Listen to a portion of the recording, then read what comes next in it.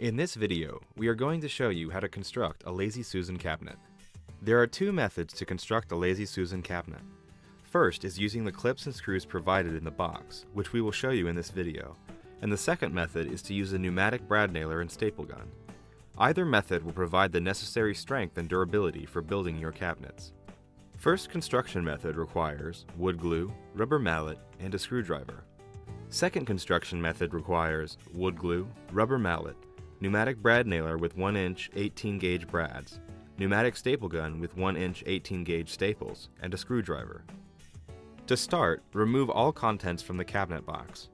Place the top section of the cabinet box on your working area to ensure the cabinet does not get scratched while building. First, pre-install the clips onto the bottom panel using the pre-drilled pilot holes. Once all the clips have been installed, place that panel off to the side. Next, locate the two sections of doors and 4 hinges.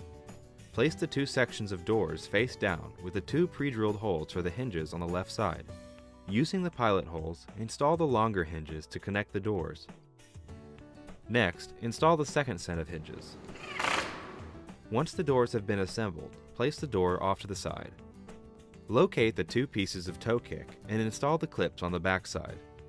Connect the two pieces using the dowels or screws provided and place it off to the side. Place the face frame of the cabinet face down on your working area. There is a large and small face frame for this cabinet. The larger face frame has pre-drilled dados located on the sides and bottom to accommodate the other panels. Take your clips and attach them at the top of the face frame using silver flush mount screws. The smaller face frame will have 2 clips. Place a bead of wood glue in the dados of the face frame. Locate the side panel and install clips in the designated area on the interior of the cabinet. Install that panel, finished side out, into either section of the face frame. Use the clips that you pre-installed to attach the side panel to the face frame. Alternatively, a pneumatic staple gun can be used to fasten the two pieces together by placing a staple every 4 to 5 inches. Locate the other side panel and face frame and repeat these steps. Using the smaller side of the face frame section, install the bottom panel into the dados of the side panel and face frame.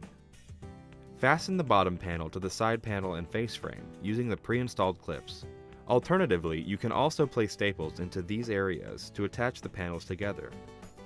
Now, take the right side of the face frame and attach it to the completed side. Connect the dados together and use the clips you pre-installed to attach all panels. Alternatively, you can use staples here to attach the panels together. Once the two sides are connected, use the pre-drilled holes in the face frame to install the black screws. Find the 2 pre-drilled holes where the 2 face frame pieces meet and install the screws provided. Use the pre-installed clip on the underside of that joint to fasten together. Now we will start the installation of the back side panel. Start with the side that is nearest you and install it dado side down. Ensure the dado is seated into the bottom and side panel. Use the pre-installed clips to fasten the panels together.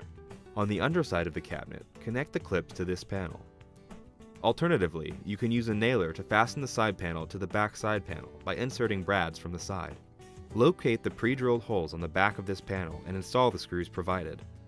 Now, take the back panel and place it dado side down and insert screws into the pre-drilled pilot holes. Then, fasten the clip pre-installed on the bottom panel. Locate the last panel and install the same way. Installation of the toe kick is next and can be installed with a nailer or clips. Using the clips on the toe kick, fasten it to the side panels. Install the wooden stabilizing blocks in the same locations you see here. With the cabinet box complete, locate the basket. Start by installing the long side pole into the pre-drilled hole located on the bottom panel. Place the pin into the stand and slide the cap on top. Next, place the basket base onto the installed pole. Install the second pin and cap, and then insert the basket top onto the pole. Place the small section of the basket stand into the installed pole. Install the last wooden support to the cabinet using the pilot holes and clips. Next, install the top part of the pole to the wooden support using the pilot holes. Finally, extend the pre-installed hinges to an open position and using the pilot holes in the silver rounded screw, fasten the door to the face frame.